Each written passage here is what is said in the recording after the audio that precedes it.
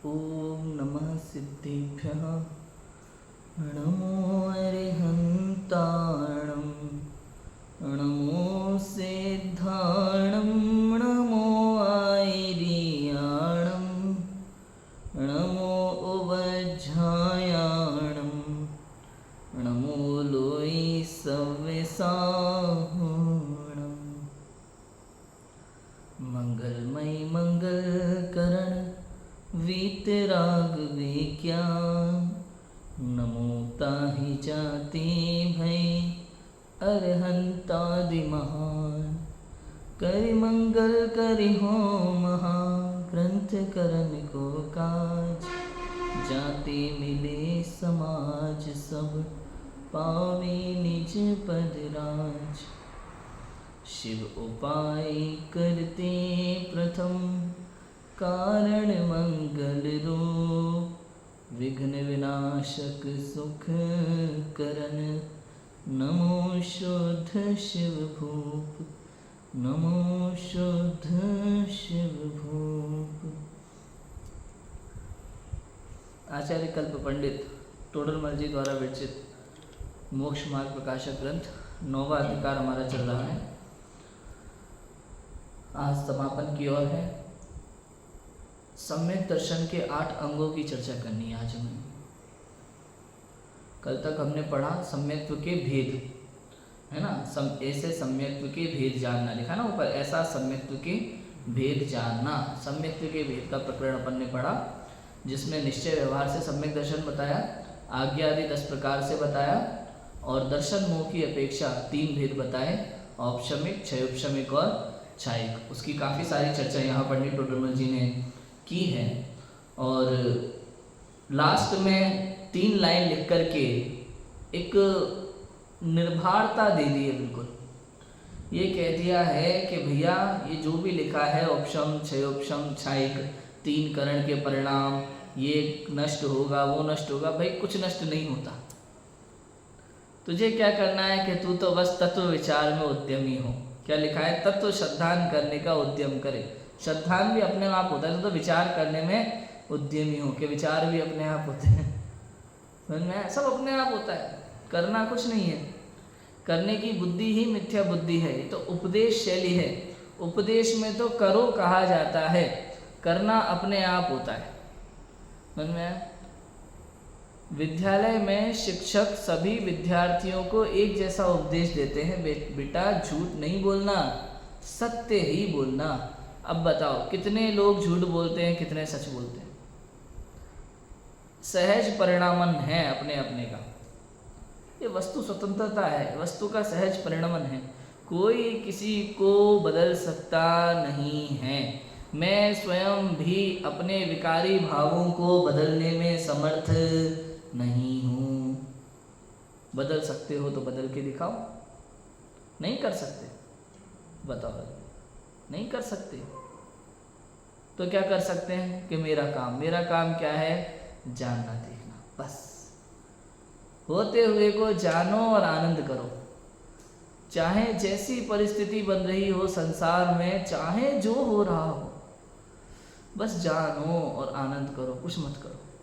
ये सम्यक दर्शन का उपाय है और दूसरा कोई उपाय नहीं है। वस्तु स्वरूप की समझ ही सच्चा सम्यक दर्शन है। समझ होगी तो श्रद्धा होगी, समझ ही नहीं है तो श्रद्धा कहाँ से होगी? समझ में आया? वस्तु स्वरूप की समझ होती है पहले ज्ञान में, उसके बाद में ऐसा ही है ये श्रद्धान होता है, तब वो ज्ञान सम्यक ज्ञान कहलाने लगता है। ये वस्तु स्वरूप है। तो इस प्रकार सम्यक दर्शन का उन्होंने स्वरूप कहा। फिर सम्यक दर्शन के 8 अंग लिखे, जिस पर अपन को चर्चा करनी है। बहुत संक्षेप में पंडित टोडरमल जी ने यहाँ लिखे हैं। अनेक ग्रंथों में सम्यक दर्शन के इन 8 अंगों की चर्चा आती है। रत्नगंज शावकाचार्य में भी है ना।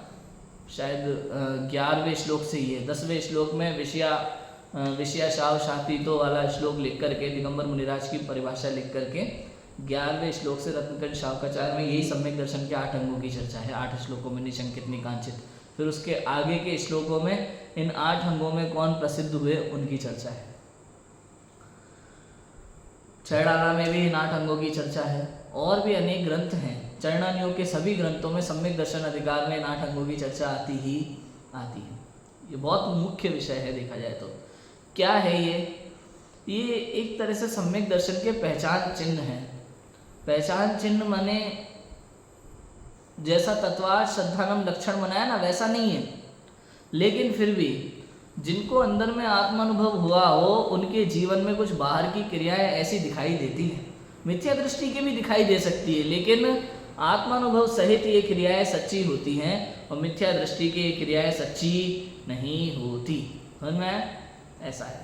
कहा था ना जैसे अपन ने निश्चय सम्यक दर्शन, व्यवहार सम्यक दर्शन में भी कि व्यवहार सम्यक दर्शन मिथ्या दृष्टियों की भी पाया जा सकता है। अगर बाहर की बातें देखें तो वो भी डेली जिनालय जाएगा, पूजा करेगा, स्वाध्याय करेगा, सब करेगा, व्रत करेगा, उपवास करेगा, नियम करेगा, संयम करेगा, सब करेगा, लेकिन आत्मानुभव के बिना वो उसके कार्यकारी नहीं है। ऐसे आत्मानुभव के बिना ये 8 अंग जो इसमें लिखे हुए हैं, ऐसा कुछ आपके अंदर थोड़ा बहुत पाया जाता भी हो तो समझ लेना सम्यक दर्शन नहीं है। सम्यक दर्शन तो आत्मानुभव पूर्वक ही होता है, मतलब निश्चय पूर्वक ही व्यवहार होता है, निश्चय के बिना व्यवहार होता नहीं है। इतना समझना। देखो, तथा सम्यक दर्शन के 8 अंग कहे हैं। कौन कौन से कहे हैं? निशंकितत्व, निकांक्षितत्व, निर्विचिकित्सत्व, अमूढ़ दृष्टित्व, उपब्रहण, इसको उपगूहन कहते हैं। अनेक शास्त्रों में इसके लिए उपगूहन शब्द है, यहाँ पे उपब्रहण लिखा है। स्थितिकरण, प्रभावना और वात्सल्य। 8 अंग हैं, हमें नाम याद होना चाहिए 8 अंगों के। निशंकित, निकांक्षित, निर्विचिकित्सा, अमूढ़ दृष्टि, उपगूहन, स्थितिकरण, वात्सल्य और प्रभावना। ये 8 अंग होते हैं सम्यक दर्शन के। ठीक है। सबसे पहले निशंकितत्व। तो माने क्या होता है ये अपन ने जाना ही था। तो माने तो पता है ना क्या होता है। तो माने क्या होता है? निशंकित तत्व। तत्व तो माने पना, वो कैरी का पिया था वो वाला ने तो माने पना, निशंकित तत्व। क्या परिभाषा लिखी देखो यहाँ पे पंडित टोडरमल जी ने। वहाँ भय का अभाव अथवा तत्वों में संशय का अभाव सो निशंकित तत्व है। 2 बातें हैं, भय का अभाव और संशय का अभाव। ये भय बहुत बड़ी चीज है। निशंकित शब्द का अर्थ नॉर्मली सामान्य रूप से करें तो क्या होता है? शंका रहित होना। शंका रहित होना, उसका नाम क्या है? निशंकित। देवशास्त्र गुरु में शंका नहीं करना, जिन तत्व में शंका नहीं करना। लिखा ना छेड़ारा में, जिन वच में शंका न धार। देवशास्त्र गुरु में शंका नहीं करना, तत्व में शंका नहीं करना, प्रयोजनभूत तत्व में शंका नहीं होना। ये निशंकित अंग है वास्तव में देखा जाए तो। लेकिन ये निशंकित कब होता है पता है? जब भय रहित होता है तब यह जीव निशंकित होता है। कब होता है? जब भयों से रहित हो जाता है तब जाकर के यह जीव निशंकित होता है। किसी भी प्रकार का भय नहीं हो। भय माने शंका, भय माने शंका। अब अनेक संसार में क्या होता है बताओ? लोग भगवान की पूजा भी करते हैं तो भय के कारण करते हैं, बताओ। अब भय है तो शंका है, समझ, सच्चे देव को देव की शंका हो जाती है। भय है तो शंका है, समझ में। कोई बंदूक अपने पास रखता है तो क्या सोच करके रखता है? हो सकता है कोई मार दे, ये क्या है? ये शंका है, समझ में। चोर का भय होता है, इस भव का भय होता है, परलोक का भय होता है, दुनिया भर का भय होता है। तो ये भय रहित हो तो शंका रहित होगा, ऐसा है। समय साहब ये भी निर्जरा अधिकार में कुंदकुंद नाचार्य ने इन 8 अंगों के संबंध में निशंकित अंग में जो गाथा लिखी, 8 गाथाएं लिखी 8 अंगों के लिए। निशंकित अंग के लिए जो गाथा लिखी उसको समझाने के लिए अमृतचंद आचार्य ने 6 कलश लिखे। समझ में, 6 कलश लिखे 8 अंगों को समझाने के, 6 या 7 कलश लिखे हैं। तो पहले ही कलश में इस भव का और पर भव का दोनों का भय खत्म कराया कि सम्यक दृष्टि को ज्ञानी जीव को ये भय नहीं होता। अब इसको थोड़ा सोचो, विचार करो इस विषय पे। ज्ञानी जीव जो होता है उसे न इस भव का भय होता है न पर भव का भय होता है। समझ में आ रहा है? इस लाइन में कितनी गहराई है बताओ। कल खाना मिलेगा कि नहीं मिलेगा इसकी शंका नहीं होती उन्हें, इसका भय नहीं होता। माता पिता ने घर से निकाल दिया, भय नहीं है। नौकरी जाने का भय नहीं है, परीक्षा में नंबर कम आने का भय नहीं है। बताओ कौन कौन सा भय नहीं होता? सप्त भयों में, वो सप्त भय तो ठीक है, अपन कितने भय लगा सकते हैं, कौन कौन सा। मैं तो सप्त भय ठीक है, मैं तो अपने भय की बात करता हूँ। मेरे को सच बताऊं, मुझे चोर का भय है ही नहीं है किसी भी तरह का। ये मोटे मोटे तौर पर कह दिया, राज भय, चोर भय, फलाना भय, ठिकाना भय, मुझे इन सब चीज़ों की बात नहीं करनी। मैं तो प्रति समय जो हमारे मन में भय चल रहा है उस भय की बात करो ना। कितने प्रकार के भय होते हैं बताओ? 7 प्रकार के भय होते हैं, अनंत प्रकार के भय हो सकते हैं। मुख्य रूप से 7 प्रकार के भय कहें, भय तो अनंत प्रकार के हो सकते हैं। बताओ, नंबर कम आए तो पापा को मार्कशीट दिखाने का भय, ये भय है कि नहीं? सप्त भयों में इसका नाम नहीं लिखा, लेकिन डरते तो हम इसी भय से ज्यादा है। सबसे बड़ा भय तो हमारे लिए ये है, ना इस भव का भय ना पर भव का भय, कोई भय नहीं है। बताओ, मंदिर जाना लेकिन पर भव के लिए मत जाना। दूसरे भव में स्वर्ग आदि प्राप्त हो, इसके लिए मंदिर जा रहे हो तो पाप का बंद होगा, पुण्य का बंद नहीं होगा। ध्यान रखना, ध्यान रखना। भगवान से लौकिक सामग्री मांगते हैं तो पाप का बंद होता है, पुण्य का बंद नहीं होता। इच्छा दुख का कारण है। हमारे जो भगवान हैं वीतरागी हैं। वीतरागी माने इच्छाओं से रहित है पूर्णतः। पूर्णतः कैसे हैं? इच्छाओं से रहित हैं। दिगंबर मुनिराज के लिए भी ये शब्द लगता है। मुनिराज तपस्वी होते हैं ना, तपस्वी, तो परिभाषा क्या लिखी तप की? व्रत उपवास तप की परिभाषा नहीं लिखी। परिभाषा क्या लिखी है तप की? इच्छा निरोधोस तप। इच्छाओं का निरोध वो तप है।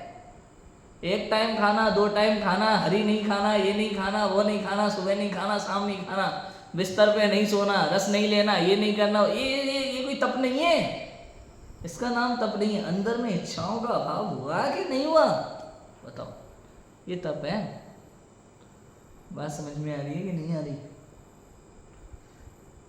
अब लगाओ, निशंकित अंग, भय रहित तो होना, किसी भी प्रकार का जिसको भय ना हो।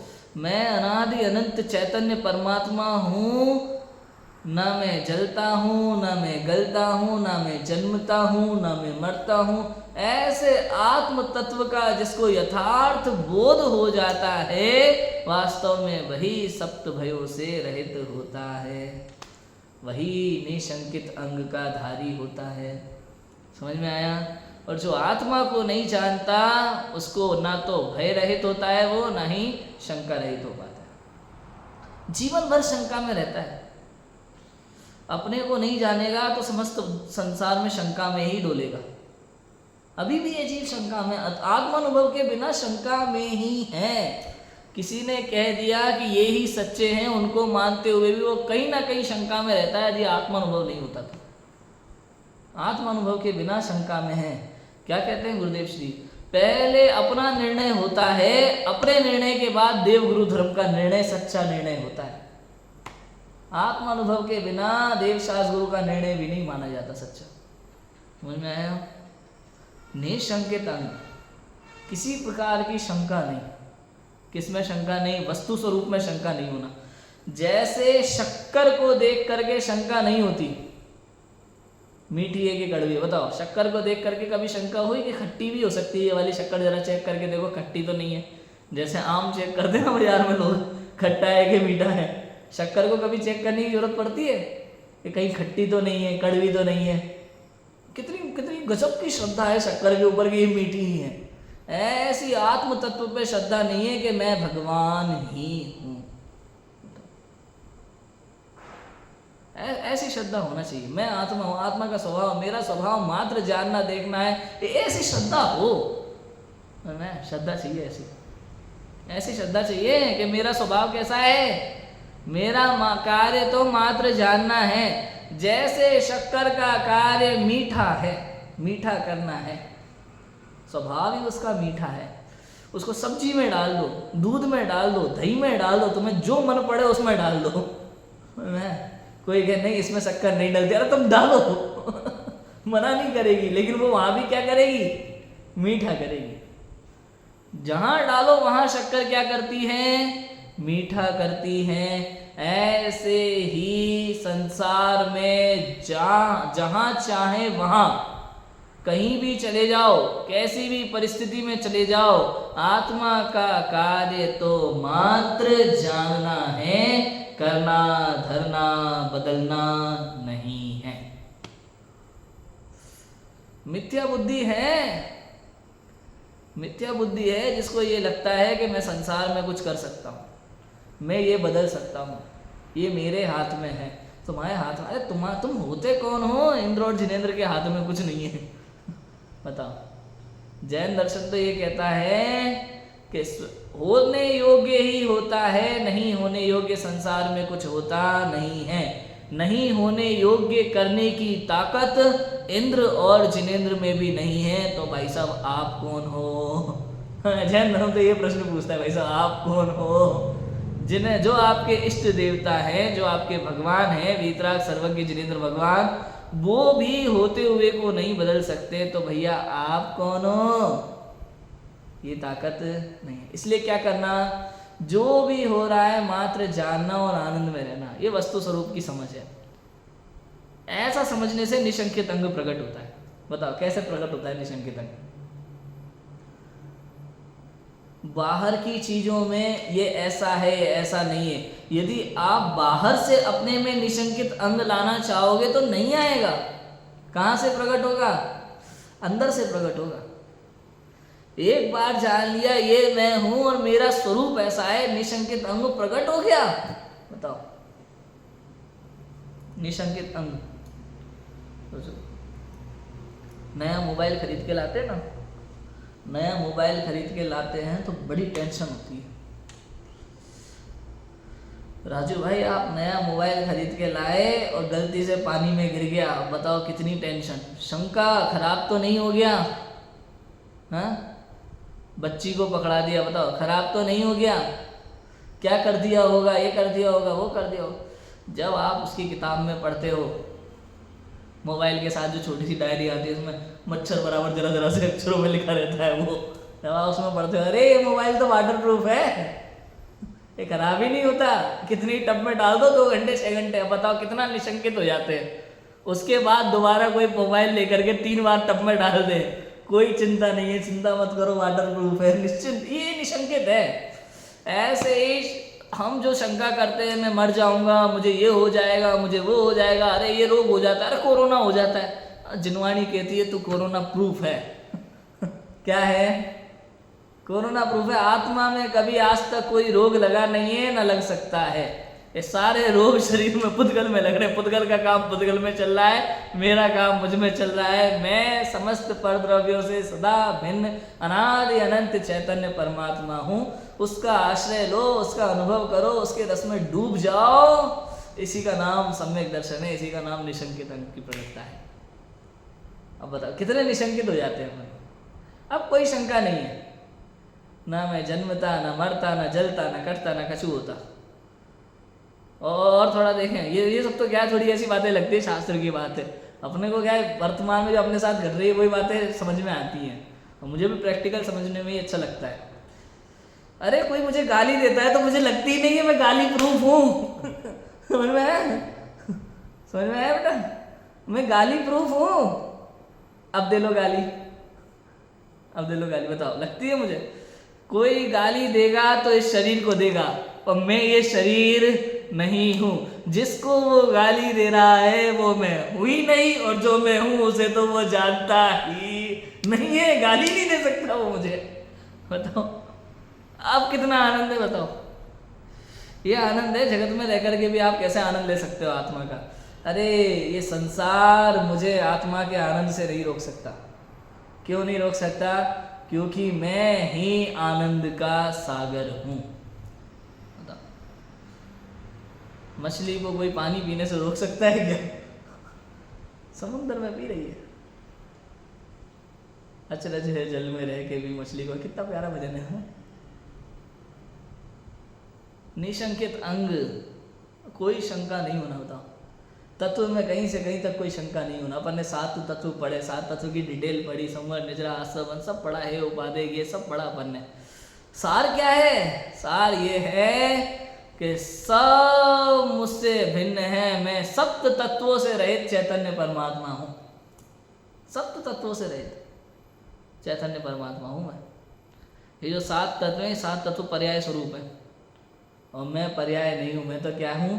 त्रिकाली ध्रुव चैतन्य परमात्मा हूँ। जिसकी पर्याय पे दृष्टि है वो मिथ्या दृष्टि है, जो त्रिकाली ध्रुव पे दृष्टि रखता है वही सम्यक दृष्टि है। ये निशंकित। अब इसकी जितनी डिटेल करना चाहो कर सकते हो संसार में, समझ में आया? शंका मत करना, बस शंका मत करना। कोई कुछ ले जाएगा, ले जाएगा, ले जाएगा। क्या है मेरे आप हमारा है क्या, ये बताओ। क्या लेके जाएगा कोई हमसे? मेरे कमरे में मेरा पर्स पड़ा हुआ है टेबल पे, कोई उठा के ले जाएगा, हाँ तो ले जाएगा। कोई नहीं ले गया तो नहीं ले गया, तो नहीं ले गया, ले गया तो ले गया, तो ले गया। सच बताऊं, मैं इतनी जगह पे रहा हूँ, मैंने अपने कमरे में ताले नहीं डाले कभी, जरूरत ही नहीं पड़ती। साफ सफाई वाले भी आते हैं, ये भी आते हैं, वो भी आते हैं। मुंबई में पार्ला में तो कई बार सैलरी के 500-500 के नोट ऐसे मेरी अलमारी में पड़े रहते थे कपड़ों के पीछे। कितने लोग आते थे जाते थे, मैंने कभी अलमारी का लॉक भी नहीं लगाया था। चला गया चला गया। मैं सच बताऊँ, क्योंकि अब कोई पागल कह सकता है रवि भाई कि भाई लोक व्यवहार हो गया, कुछ नहीं। सबके लिए वो संसार वही है, वस्तु व्यवस्था वही है। लोक व्यवहार और बिना लोक व्यवहार क्या होता है? वस्तु व्यवस्था तो वही है ना भाई। कर्म सिद्धांत समझो बारीकी से। कर्म सिद्धांत ये कहता है कि यदि तुझे देना था और इसी समय तेरे पास से इतना पैसा जाना था, तो 3 लोग 3 काल में कोई उसे रोकने में समर्थ नहीं था। और नहीं जाना था तो तू सड़क पे 500 की गड्डी छोड़ गया हो ना, तू कहीं चला गया हो, तुझे याद आए तो तेरे को वहीं पड़े मिलेंगे, कोई लेके नहीं जाएगा। ये वस्तु का स्वरूप है। जाना होगा तो 10 ताले तोड़ के ले जाएगा, जिसके पास जाना होगा वही लेके जाएगा, जिस समय जाना होगा वही लेके जाएगा, उसी समय लेके जाएगा। और नहीं जाना होगा ना, पड़ा रहेगा, टेबल पे पड़ा रहेगा। रोड पे 500 की गड्डी आपकी गिर जाएगी, लौट के आओगे तो वहीं पड़ी मिलेगी, कोई उठा के नहीं ले जाएगा। ये कर्म सिद्धांत है, ये वस्तु स्वरूप है। अब बताओ, इससे निशंकित हो रहे हैं कि नहीं हो रहे? इस पे श्रद्धा करो ना। लेकिन इस पे श्रद्धा नहीं होगी, पता है क्यों नहीं होगी? क्योंकि ये बाहर की बातें हैं। श्रद्धा होती है आत्म तत्व से, अंदर से। जब तक अपने स्वरूप को पहचाना ही नहीं, जाना ही नहीं, सत्य स्वरूप को समझा ही नहीं, तो ये सब बाहर की बातें इतनी जल्दी समझ में आएंगी नहीं। पर एक बार अपने आत्म तत्व को पहचान लिया, अपने परमात्मा स्वरूप को पहचान लिया, अपने विशाल स्वरूप को पहचान लिया, अपने अनंत शक्तियों को समझ लिया, तो 500 की गड्डी क्या, घर में जो कुछ भी पड़ा है ना, उन सबके जाने से आप निशंकित हो जाओगे। क्या समझ में आया? अपने जीवन में जो कुछ भी हो रहा हो, जो कुछ भी हो रहा हो, भय और शंका दोनों को साथ में लेकर के चलना, क्योंकि दोनों साथ में चल रही हैं। बताओ, चोरी होने का भय है कि नहीं? और वस्तु स्वरूप समझ लिया तो निशंकित हो गए कि नहीं? समझ में आया? दोनों बातें साथ में समझ में आए? लग रहे हैं? लगाते रहना। जितना सोचो उतना निकल के आएगा अंदर से। मैं तो अभी बैठे बैठे बहुत सोच रहा था, चलता ही रहता है दिमाग में। खाना खाते समय भी मेरा दिमाग में आज ये सब चीजें चल रही थी। विचार करो, खूब विचार करो, हम दुखी क्यों हो रहे हैं? हम दुखी क्यों हो रहे हैं? क्योंकि निशंकित अंग नहीं है हमारे जीवन में, इसलिए हम दुखी हैं। क्यों दुखी हैं हम? निशंकित अंग नहीं है हमारे जीवन में। हर समय कोई ना कोई शंका लगी रहती है, ये करना है, वो करना है, ये नहीं हुआ तो क्या होगा? ये शंका के साथ में भय है कि नहीं? ये जुड़े हुए हैं दोनों आपस में। नहीं हुआ तो क्या होगा बताओ? कॉलेज में एडमिशन नहीं होगा तो क्या होगा? कुछ तो होगा, जो होगा देख लेंगे, क्या दिक्कत है? कितनी निशंकता है बताओ। मुझे कोई भी कभी भी कुछ कहता है क्या होगा, होगा देख लेंगे, हम भी यही है, तुम भी यही हो, जो होगा देख लेंगे, उसमें क्या है बताओ? मिलके देखेंगे, क्या दिक्कत है? समझ में आया? क्यों देखेंगे भाई, क्यों देखेंगे? क्योंकि मेरा काम ही जानना देखना है, इसलिए देखेंगे। समझ में? जान लेंगे और देख लेंगे। बताओ कितना आनंद है। ये वस्तु स्वरूप है, ये आनंद है, ये आनंद है। और ये अंदर में चलता रहेगा। अगर ये इस दृष्टि से विचार चलते रहेंगे ना, तो दिन भर अंदर में आनंद की लहरें उठने लगेंगी। सत्य तो यह है। और नहीं तो दुखी रहेंगे। ऐसा क्यों हो रहा है, ऐसा नहीं होना चाहिए था, मैं ऐसा कह देता तो ऐसा हो जाता, मैं इसने ऐसा नहीं कहा तो इसने ऐसा कह दिया इसलिए ऐसा हो गया। ये सारी बातें बेवकूफ़ी की बातें हैं, इन बातों में कोई दम नहीं है, आत्मा में ही सार है। कोई दम नहीं है संसार की किसी बात में, कोई दम नहीं है। आप संसार में किसी को कुछ समझा नहीं सकते राजू भाई, किसी को नहीं समझा सकते। XYZ अपना हो या पराया हो, किसी को नहीं समझा सकते, कुछ नहीं समझा सकते। यदि कभी मेरी कोई बात सुन करके किसी को कोई बात समझ में आ गई तो समझ लेना उसकी काल लब्धि थी भैया, मेरे कहने से उसको समझ में आया नहीं। पंडित राजेश जी जबलपुर कितना बढ़िया लिखा है उन्होंने। समझाने से समझ नहीं आता, बिन समझाए स्वयं समझ जाता। आदि ने समझाया, मारीची बोराया, माने क्यों किसी की कोई, क्योंकि आत्मा अनंत गुणों का धनी हो। फिर भी देखो पर्यायों में रुली। समझाने से समझ नहीं आता और बिन समझाए व्यक्ति स्वयं समझ जाता है।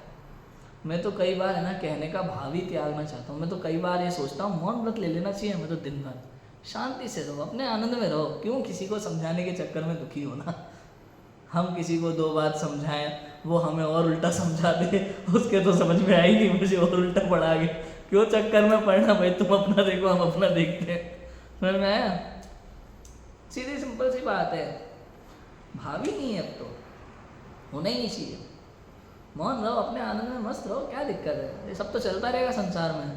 कि हमारा कोई कर्तव्य है रजभाई कि नहीं है बताओ, संसार के प्रति, अपनी जॉब के प्रति कर्तव्य होगा कि नहीं होगा?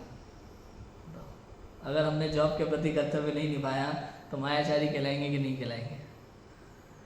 कुछ नहीं है, ये अनंत जॉब कर करके छोड़ दी हमने ऐसी, और अनंतों बार ऐसे कर्तव्य बहुत पाले और भटक वही रहे संसार में। इसलिए इन कर्तव्यों में कोई दम नहीं। मैं ये नहीं कह रहा कि अपने कर्तव्यों का पालन मत करो ये वाले जॉब वगैरह के, मैं ये कह रहा हूँ कि इन कर्तव्यों के पालन में दुखी मत होना। बस कर्तव्यों का पालन जितना सहजता से हो सके उतना सहजता से करना, निशंकित पने से करना, निशंकित पने से करना कि मेरे करने से कुछ सुधरेगा नहीं, ऐसे ऐसे सोच से करो जो करना है। मेरे करने से कुछ सुधरेगा नहीं, अपने आनंद में मस्ती में ये सारे कार्य चलते रहेंगे, सब कुछ होता रहेगा, हमें मस्ती में रहना है बस। पढ़ाई से कभी मत डरो, मस्ती से पढ़ो, आनंद से पढ़ो, जितना पढ़ना है उतना पढ़ो, नहीं पढ़ना है तो मत पढ़ो। ऐसे ऐसे करो, मजे लो जिंदगी में। मजे लो का मतलब समझे? आनंद, मजे नहीं, आनंद किसका? पढ़ाई ना करने का नहीं, आत्म तत्व का आनंद करो बस। विषय भोग का आनंद नहीं। कोई समझे कि नहीं मजे लेना है जिंदगी में तो मतलब खाओ पियो ऐश करो, ऐसा नहीं। आनंद करो मतलब निशंकित होकर के कि कोई दुनिया में मेरा कुछ बिगाड़ने वाला नहीं है, मैं किसी को सुधारने वाला नहीं, कोई मुझे सुधारने वाला नहीं, मैं किसी को बिगाड़ने वाला नहीं, कोई मुझे बिगाड़ने वाला नहीं, मैं किसी को सुखी करने वाला नहीं, कोई मुझे सुखी करने वाला नहीं, मैं किसी को दुखी करने वाला नहीं, कोई मुझे दुखी करने वाला नहीं। किसी प्रकार की कोई शंका नहीं रखना जीवन में, इसी का नाम निशंकित अंग है। मैं है कि नहीं है? कितना आनंद बताओ, फुल आनंद में रहो, कोई दिक्कत नहीं है, एकदम निशंक, समस्त चिंताओं से रहे। चिंता क्या है? चिंता क्या है? चिंता का दूसरा नाम शंका है।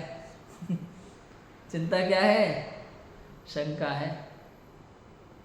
चिंता पे मैंने कितनी बढ़िया लाइन बोली है ना, 2-3 बार बोली है, याद है चिंता वाली लाइन मेरी?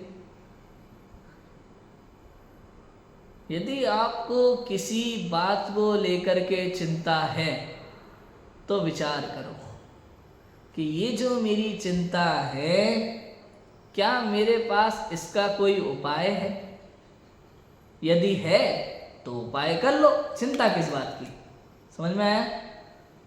और हमने खूब विचार कर लिया कि ये जो मेरे दिमाग में चिंता चल रही है, शंका चल रही है, टेंशन चल रही है, परेशानी चल रही है, मैंने खूब सोच लिया भैया इसका मेरे को तो कोई उपाय नज़र नहीं आ रहा है। जब उपाय ही नज़र नहीं आ रहा है तो चिंता किस बात की, आनंद करो, स्वीकार कर लो उसको।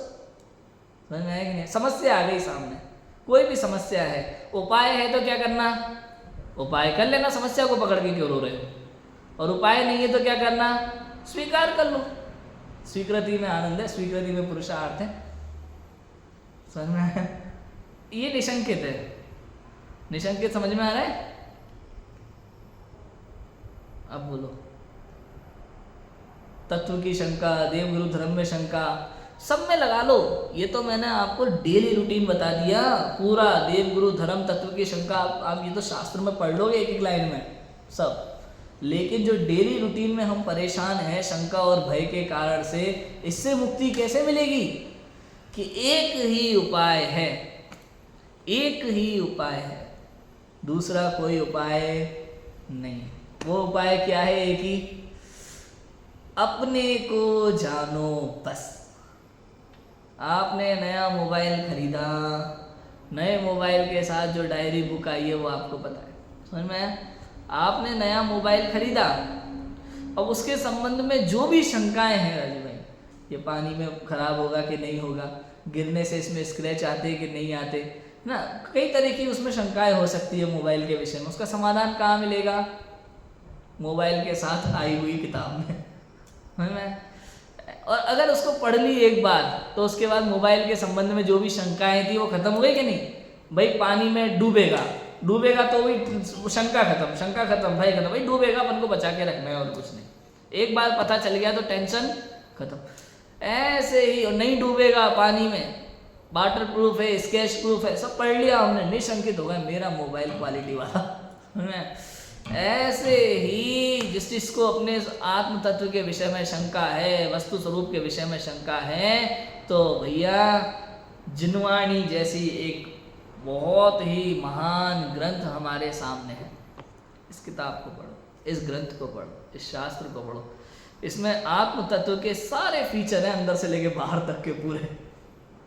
एक बार इसको पढ़ लिया, समझ लिया, उसके बाद जीवन में कभी कोई शंका नहीं होगी। बस इतना समझना, ध्यान से पढ़ना, आत्मा की दृष्टि से पढ़ना, शरीर की दृष्टि से मत पढ़ना। धर्म के विषय में जब भी पढ़ो, धर्म के विषय में जब भी सोचो, विचार करो, तो आत्मा की दृष्टि से करो, अंदर की दृष्टि से करो, बाहर की दृष्टि से मत करो। शरीर की दृष्टि से मत सोचो। खाने का नाम धर्म है कि पीने का नाम धर्म है, नहीं खाने का है कि नहीं पीने, ये धर्म नहीं है। ये तो सदाचार है, सामान्य सी बात है। तो लोग व्यवहार में मम्मी पापा सिखाई देते हैं, इसमें क्या बड़ी बात है? समझ में आया कि नहीं आया? रात को नहीं खाना, देख देख के चलना। मालूम है कौन सी उम्र में सिखाया जाता है बच्चों को? जब बच्चा चलना सीख जाता है तब सिखा दिया जाता है। तो देख के बेटा चींटी है, घुटने के बल चल रहा हो तब दिखा दिया जाता है तो बच्चों को, देख के चींटी है। समझ में आया नहीं आया, लेकिन समझने लगता है धीरे धीरे। समझ में आया कि नहीं? उस उम्र में सिखा दी जाती है ये बातें। ये बातें कोई सीखने की थोड़ी ना है। समझ में आया? गुरुदेव श्री के प्रवचन की याद आती है। कोटा नगर में गुरुदेव श्री एक बार गए थे।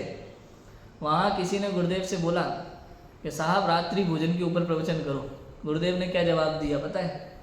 अरे मैं जैनों की सभा में आया हूँ, मैं कोई भंगी चमारों की सभा में नहीं आया, मैं कोई अजैनों की सभा में नहीं आया, मैं जैनों की सभा में आया हूँ। यदि यहाँ जिनवाणी सुनने के लिए लोग आए हैं, जिनेंद्र भगवान की बात सुनने के लिए लोग आए, तो इतना मुझे विश्वास है कि रात्रि भोजन तो नहीं करते होंगे। जैन कुल में जन्म लिया है तो इतना मुझे विश्वास है कि रात्रि भोजन तो कम से कम नहीं करते होंगे। सुनिए बेटा ये बात कभी पहले, विश्वास है इतना। सदाचरण नहीं हो अगर अंदर में, बाहर में सदाचरण नहीं हो, अंदर में भी और बाहर में भी सदाचरण ना हो, तो सम्यक दर्शन की पात्रता नहीं बनती है। गजब की बातें हैं। और अपन को ये सोच के नहीं आता, ये सहज आता है जीवन में। कैसे आता है? सहज आता है, सोच सोच के नहीं आता। ये करना, ये करना, ये कर। कई बार लोग ऐसा कहते हैं करने पे दृष्टि क्यों? हाँ, नहीं होनी चाहिए, नहीं होनी चाहिए, लेकिन सहज रूप से जीवन में करना होना ही चाहिए। करना मतलब होना, करना माने जैन धर्म में, शास्त्र में जहाँ जहाँ करना शब्द आ जाए वहाँ वहाँ अपने आप होना लगा लेना। करना माने होना, सीधी सी बात है कि भैया रात्रि भोजन के त्याग में धर्म नहीं होता। करना कि नहीं करना? कि करना नहीं, करना नहीं। आप जैन हो, माता पिता ने कुछ सिखाया नहीं सिखाया बचपन में, तो इतना तो आपके जीवन में होना चाहिए भैया, इतनी तो समझ होना चाहिए कि अनंत जीवों की हिंसा होती है तो ये कार्य नहीं करना। बताओ, नित्य जिनालय जाना कि नहीं जाना? हाँ, जैन हो ना, जैन कुल में जन्म लिया है, अरे कम से कम अपने भगवान के पास तो जाओ, तभी तो सीखने को मिलेगा। हाँ, बहुत विचार हो सकते हैं इस विषय पे, बहुत विचार हो सकते हैं इस विषय पे। अपना इष्ट हमारे सामने आ जाए। मैंने इंस्टाग्राम पे एक रील देखी थी भैया, सच बताऊं, कोई लड़की है, वो किसी की फैन है, हीरो होगा, कुछ सिंगर विंगर होगा, कुछ होगा, उसकी फैन है। सामने आया तो पागल ऐसे रोने लगी, उसके पैरों में पड़ गई। ये थोड़ी ज़्यादा हो जाती है। मैं तो ये कह रहा हूँ, जब लोक में इतनी बुरी हालत है उसके प्रति, इष्ट के प्रति, जिसकी फैन है उसके प्रति, जिसके जैसा बनना चाहते हैं उसके प्रति, लोक में इतनी हद पार हालत है, हद से पार हो जाते हैं, इतनी बुरी हालत है। आपको सुख चाहिए, अनंत सुख चाहिए, और जिन्होंने अनंत सुख प्राप्त कर लिया, जिनकी वाणी हमें अनंत सुख का रास्ता दिखाती है, आपको उनके दर्शन करने का भाव नहीं आता, आप सम्यक दर्शन के लायक नहीं हो। समझ में है कि नहीं आया? आप उसके लायक नहीं हो। मैं ये नहीं कह रहा कि भगवान दे देंगे, नहीं देंगे, आएगा तो आत्म तत्व के लक्ष्य से ही, अपनी स्वरूप की पहचान से ही। लेकिन फिर भी आपने देखा होगा वर्तमान में बड़े बड़े लेवल के सिंगर भी, श्रेया घोषाल हो, नेहा कक्कड़ हो, विशाल ददलानी हो, या उदित नारायण जी हो, ये कुमार शानू हो, और भी बड़े बड़े सिंगर, ये भी आज भी अगर लता जी सामने आ जाती हैं, या अपने से बड़ा कोई सिंगर, प्रसिद्ध सिंगर सामने आ जाता है, तो उसके सामने हाथ जोड़ के नतमस्तक हो जाते हैं। समझ में आया कि नहीं आया? भक्ति भाव से, विनय भाव से। क्यों होते हैं? उन्होंने गाना सिखाया क्या इनको? कुछ नहीं है, कोई संबंध नहीं है, लेकिन फिर भी जो उनकी नज़र में श्रेष्ठ है, इष्ट है, जिनके जैसा वो बनना चाहते हैं, उनके प्रति सहज विनय भाव है। उनसे पूछो कि उनका मन करता होगा कि नहीं करता होगा। ये छोटे छोटे बच्चे जो सिंगिंग सीख रहे हैं, उनसे पूछो, उनका हमेशा बोलेंगे हमें तो लता दीदी को देखने का एक बार मन है। ऐसा होता है कि नहीं होता? और जिनके घर के बगल में जिन मंदिर है, और उनको ऐसा लगता है नहीं मैं ही भगवान हूँ, भगवान के पास जाने की कोई जरूरत नहीं, तो कहते तुम मूर्ख हो, भगवान नहीं। मैं है कि नहीं आया? निशंकित समझो, निशंकित क्या है। ऐसी कोई शंका जीवन में नहीं आएगी अगर वस्तु स्वरूप को समझ लिया, आत्म तत्व को समझ लिया। जो आत्मा को जानता है ना, उसे परमात्मा अपने अंदर में भी दिखाई देते हैं, और जिन मंदिर में दर्शन करते हुए सामने भी परमात्मा दिखाई देते हैं और अंदर में भी परमात्मा दिखाई देते हैं। कितनी सारी बातें हैं, बताओ, जितनी करें उतनी कम है। पता है, मैं आज सोच करके आया था कि ये विषय पूरा करना है अपन को, आज मोक्ष मार्ग प्रकाशक समापन करेंगे, लेकिन निशंकित पढ़ते ही मेरे मन में अलग अलग तरह के विचार उमड़ने लगे। ये एक वर्ड में कितनी ताकत है, आप बोलो। ये एक वर्ड अकेला सम्यक दर्शन के लिए पर्याप्त है।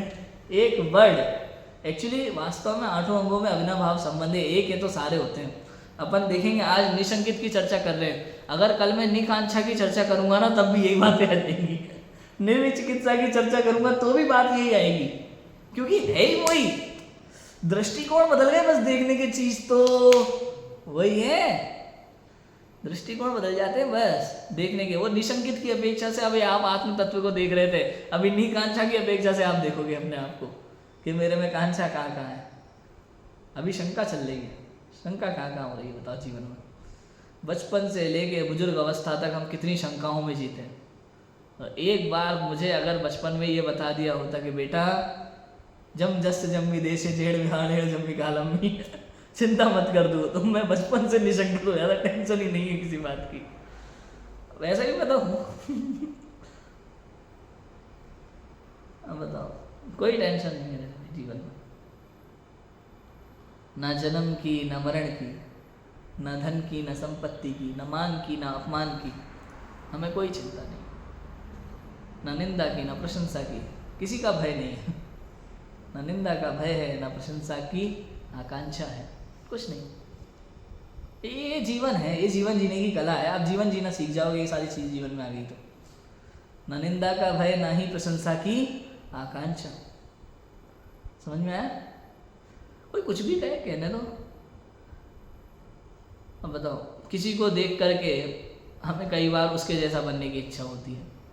मुझसे अच्छा कोई गा रहा हो तो मुझे लगता है यार मैं भी इसके, क्यों क्यों क्या हो जाएगा, थोड़ा अच्छा गा लोगे तो क्या फर्क पड़ेगा, मैं परमात्मा हूँ, ये देखो बस। मत पड़ो चक्कर में, बाहर के चक्कर में अनादिकाल से भटक भटक के पागल हो गए, थक गए हम।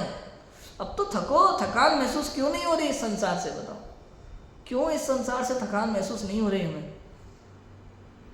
सोचो, क्या कुछ नहीं किया अनादिकाल से आज तक। वही पढ़ाई, वही लिखाई, वही एग्जाम, वही परीक्षा, वही नौकरी, वही व्यापार, वही शादी, वही बच्चे, वही तो करते आ रहे हैं ना। और क्या नया कर लिया इस जीवन में आपने, मुझे बताओ तो सही, क्या नया कर रहे हो?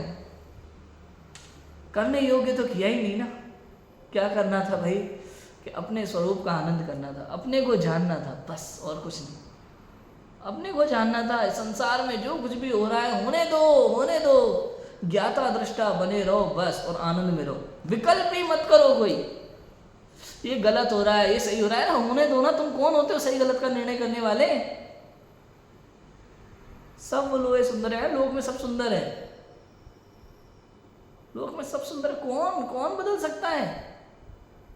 आज उसके साथ कुछ गलत हो रहा है तो उसके पूर्व भव का उदय है भैया, उसने पाप किया था, फल भोग रहा है। आप कौन होते हो सही गलत का निर्णय करने वाले? आपको क्या पता कि उसको किस अपराध का दंड मिल रहा है?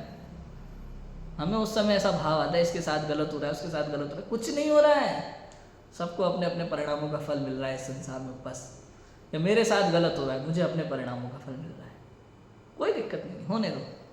प्रकृति में किसी के साथ अन्याय नहीं होता।